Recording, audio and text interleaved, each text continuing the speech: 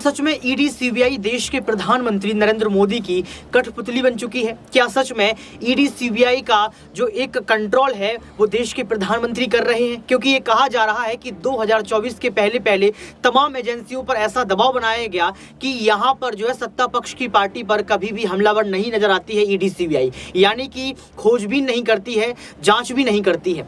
नमस्कार, आपके साथ मैं हूँ ऋतिक सविता। स्वागत है आपका नेक्स्ट 9 न्यूज पॉलिटिकल बाइट में। दर्शकों, आपको बता दें कि विपक्षी एकता होने के साथ साथ यहाँ पर विपक्ष नेताओं के तमाम सवाल यही हैं कि आखिर क्यों ईडी सीबीआई आज कहीं ना कहीं जो है भाजपा के कंट्रोल में है।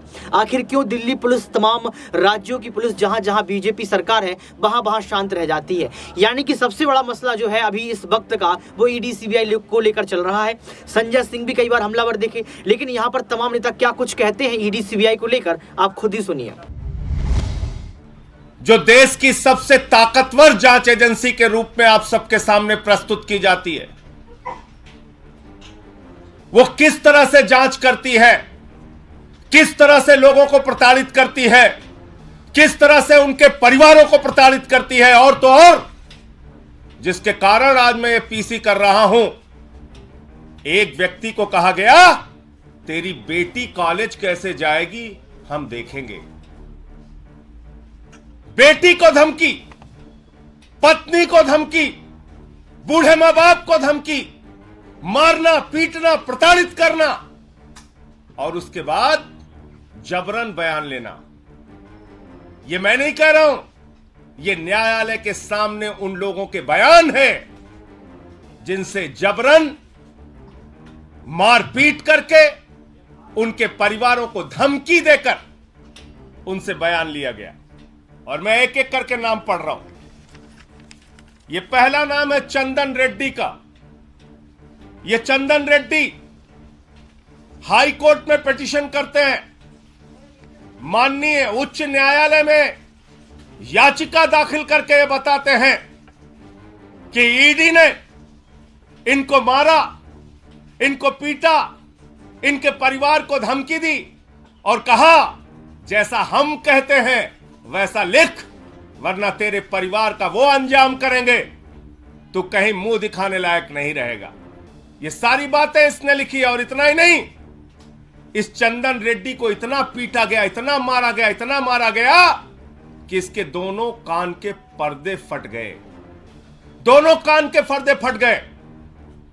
मार मार के, प्रताड़ित करके, ईडी का जो हिटलर शाही का गैस चैम्बर है, मैं कहूंगा, वहां पर 3rd डिग्री टॉर्चर इस व्यक्ति को देकर जबरन इससे साइन कराया गया।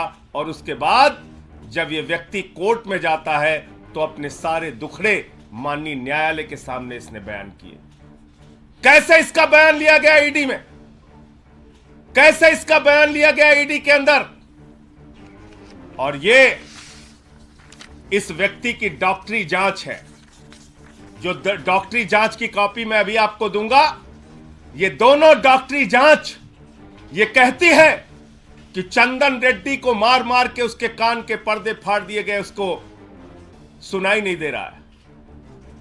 ये डॉक्टरी की जांच आपको देता हूं। ऐसे कर रही ईडी इन्वेस्टिगेशन। पहला आदमी चंदन रेड्डी, दूसरा अरुण पिल्लई। अरुण पिल्लई वो शख्स है जिसकी पत्नी को, बेटी को, परिवार को धमकाया गया, डराया गया। ईडी ने बयान लिया और बयान लेने के बाद यह शख्स कहता है, न्यायालय में लिखकर देता है, माननीय न्यायालय के सामने कहता है, मुझसे जबरन झूठा बयान ईडी ने लिया, मुझसे जबरन झूठा बयान ईडी ने लिया। अरुण पिल्लई। तीसरा व्यक्ति समीर महेंद्रू। समीर महेंद्रू, इसकी पत्नी को बुलाकर गिरफ्तार करके रखा गया, धमकाया गया, डराया गया, परिवार को प्रताड़ित किया गया। झूठा और जबरन बयान ईडी के द्वारा लिया गया। ईडी ने झूठा और जबरन बयान समीर महेंद्रू से लिया और इसने किसी और के सामने नहीं, माननीय न्यायालय के सामने, माननीय न्यायालय के सामने समीर महेंद्रू ने लिख कर दिया कि जज साहब, हमसे तो जबरन झूठा बयान लिया गया, समीर महेंद्रू। तीसरा नाम चौथा नाम भूषण बेलगावी। भूषण बेलगावी, इस व्यक्ति से भी ईडी ने प्रताड़ित करके झूठा जबरन बयान लिया और इसने किसी और को नहीं, जज साहब को जाके कहा, न्यायाधीश महोदय, माननीय न्यायालय, हमारी रक्षा कीजिए, हमसे ईडी ने झूठा जबरन गलत बयान लिया। पांचवा नाम मनास्वामी प्रभु ने, इससे भी ईडी ने जबरन झूठा जबरदस्ती का बयान लिया और बाद में इसने भी न्यायालय को लिख के दिया, किसी और को नहीं, ध्यान दीजिएगा मेरी बात को, माननीय न्यायालय को लिख कर दिया कि न्यायाधीश महोदय, जज साहब, मुझसे ईडी वालों ने जबरन झूठा जबरदस्ती प्रताड़ित करके बयान लिया। छठवां नाम राघव रेड्डी। ये राघव रेड्डी छठवां नाम। राघव रेड्डी, इसने न्यायालय के सामने जाकर कहा कि न्यायाधीश महोदय, हमको तो दबाव बनाया जा रहा है राजनीतिक नेताओं के नाम लेने के लिए। हम पर दबाव बनाया जा रहा है राजनीतिक नेताओं के नाम लेने के लिए। मैं पूछना चाहता हूं, किसके इशारे पर ईडी काम कर रही है? किसके दबाव पर ईडी काम कर रही है? किसके डायरेक्शन पर ईडी काम कर रही है? क्योंकि एक बहुत चौंकाने वाली बात इनके हाई कोर्ट के पिटीशन में लिखी हुई है, चंदन रेड्डी के। क्या कह रहे हैं ये? कह रहे साहब, ईडी के अधिकारियों ने तो मारा पीटा, कान के पर्दे फट गए। वहां कुछ ऐसे भी लोग थे जिन्होंने हमको मारा पीटा, जो ईडी के ऑफिशियल्स भी नहीं थे।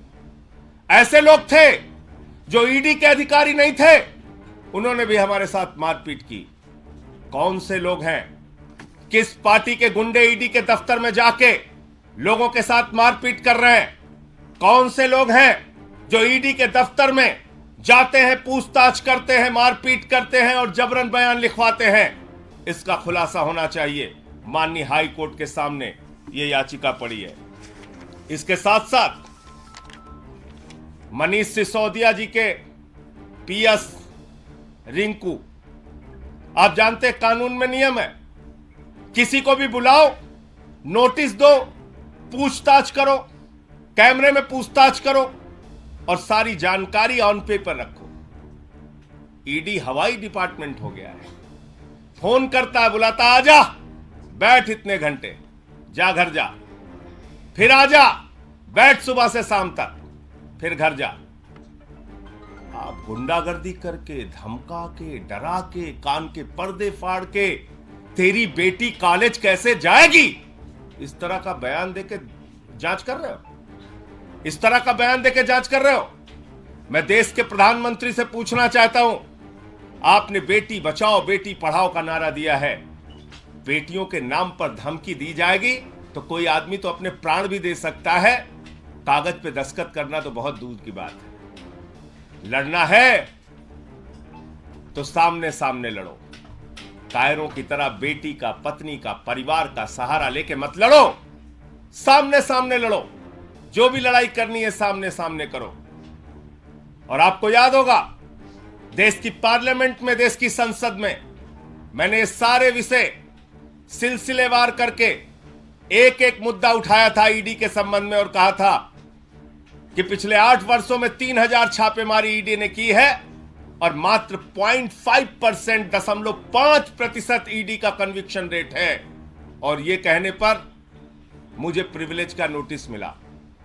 बहुत अच्छी बात है। देश की संसद में अब मुझे ये सारे मामले उठाने का अवसर मिल गया।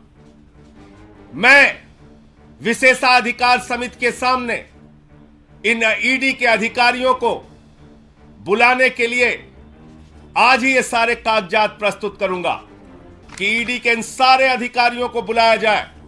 विशेषाधिकार, संसद की विशेषाधिकार समिति के सामने मैंने जो मामला पार्लियामेंट में उठाया था, उन आरोपों को ये सारे कागजात आपने इस वीडियो को सुनने के बाद आपको पता लग गया होगा किस तरीके से यहाँ पर जो है विपक्ष के नेता ने ईडी सीबीआई को लेकर जमकर प्रधानमंत्री नरेंद्र मोदी को घेरा। आपको याद होगा देश के प्रधानमंत्री नरेंद्र मोदी ने एक बयान भी दिया था। उस बयान में उन्होंने साफ तौर पर यह कहा था कि ईडी सीबीआई की कार्यवाही नहीं रुकेगी। तो ये कहा गया कि आखिर क्यों देश के प्रधानमंत्री इस तरीके का बयान दे रहे हैं। क्या यहाँ पर आदेश दिया जाता है ईडी सीबीआई को कि आप जाइए इस नेता के घर, आप जाइए उस नेता के घर। अब देखना यह पड़ेगा कि जो यहाँ पर सवाल दागे गए हैं क्या चुनाव आयोग इस पर कोई बड़ा फैसला लेगा या फिर तमाम नेता अब जो है विपक्षी दल की एकता भी देखी जा रही है वो सुप्रीम कोर्ट का रुख कर देंगे। आज के लिए सिर्फ इतना ही। देखते रहिए नेक्स्ट 9 न्यूज़ पॉलिटिकल बाइट।